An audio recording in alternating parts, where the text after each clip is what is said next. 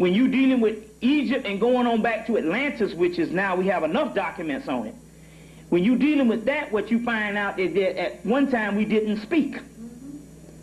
It was a telepathy. We're not talking about no bull-jive sign languages or some primitive man. We spoke on a clairvoyance and a high mental telepathy where you didn't have to speak. So when you see and so this is one of the keys. You will see some languages, like the Hebrew languages is a complete language, as well as the Greek language, because it has vowels. When you see the languages without this non-vowel, that means that that language was more advanced than the ones with vowels, because the vowels were needed when you totally shut down your psychic ability and you needed to rely totally on speech. So therefore you needed vowels. But the other languages is when you was borderline in between using the speech and the telepathy, so you didn't need vowels for everything.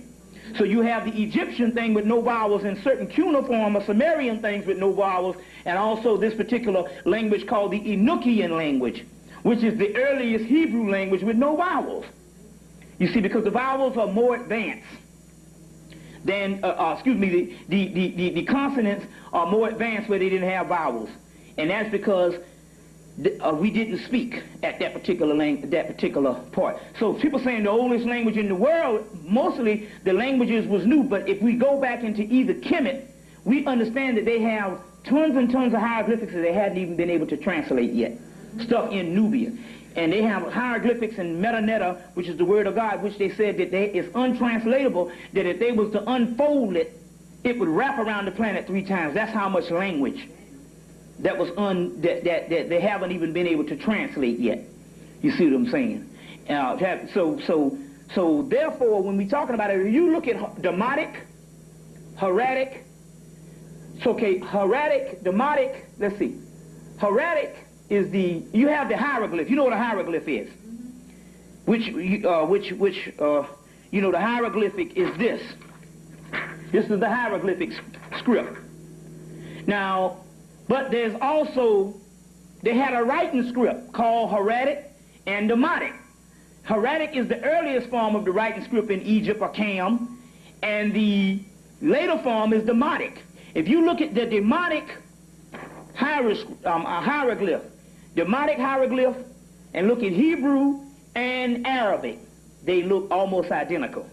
So you're talking about different languages that existed somewhere in the same area at the same time. It's just that the people across town, which would be, let's say, the people in California, wrote a different system.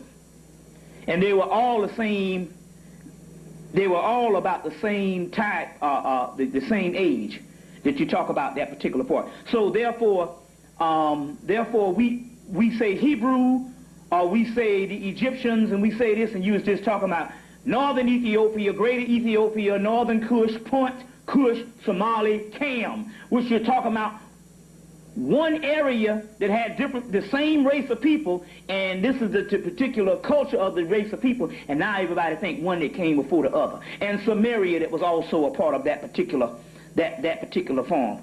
So that was an argument that we got into at that particular time. Now this is very interesting, because this is a symbol of Ra, where it says the beings above, the beings who live below say that God is on high, while the angels in heaven say that God is on earth. Now, under here you will see a picture of a symbol of Ra, and you can see Ra has the horns on his head as well as the winged disc, and as well as the winged disc.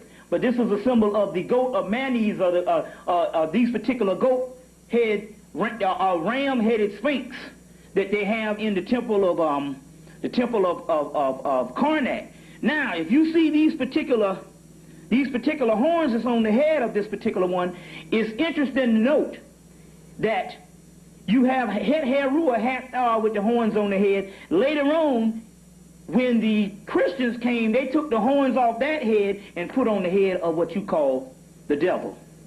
But they didn't do it. The Greeks form of Ra, early form is Sut, later form is Ra, and so the Greek form of Ra, or Sut Typhon, which is the first Sut Typhon, which is just another earlier name of God, was the god Pan, which is the god Pan, the Greek virgin. So therefore, since the Christians borrowed their particular gnosis or their particular knowledge from the Greeks, the Romans, borrowed their stuff when they concocted Christianity. They took a symbol of the ancient god Ra, which the same horns and turned into, which is this particular symbol is an ancient symbol. It's not a distorted symbol. It has the star in the head, which is the fourth, which is actually the pentagram, which is the third eye. So it's not actually a distorted symbol. But the Christians took this ancient symbol of Pan, the god Pan out of Greece, which is a form of the god Ra in Hemmitt, and they just said that's a picture of the devil.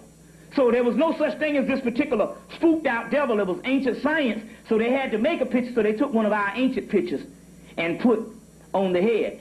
Also, if you get the book Jeffrey Burton Russell, his name is Jeffrey Burton Russell, and the name of the book is, I think it's called The Devil. The history of, I think it's called The Devil, and the history of the devil from antiquity to the Middle Ages. And in the book, it shows you how these things came about. They also took the cow horns of Hathor, which is an earlier form of the heavenly Mary or Isis, which has the cow horns that you've seen in Egypt stuff. And those, anytime you see the horns, it just means it was an ancient person. Where the actual, when you see the horns, it's actually the ancient people are showing you how in tune we were with nature. So to put the balance between the horns and all this, you see, on the heads and all. But that particular, what you see here with the third eye in the middle is in actuality, what you would call the third eye here, but you see the pentagram. Also, if you notice, you will see also here, this is also a Masonic symbol.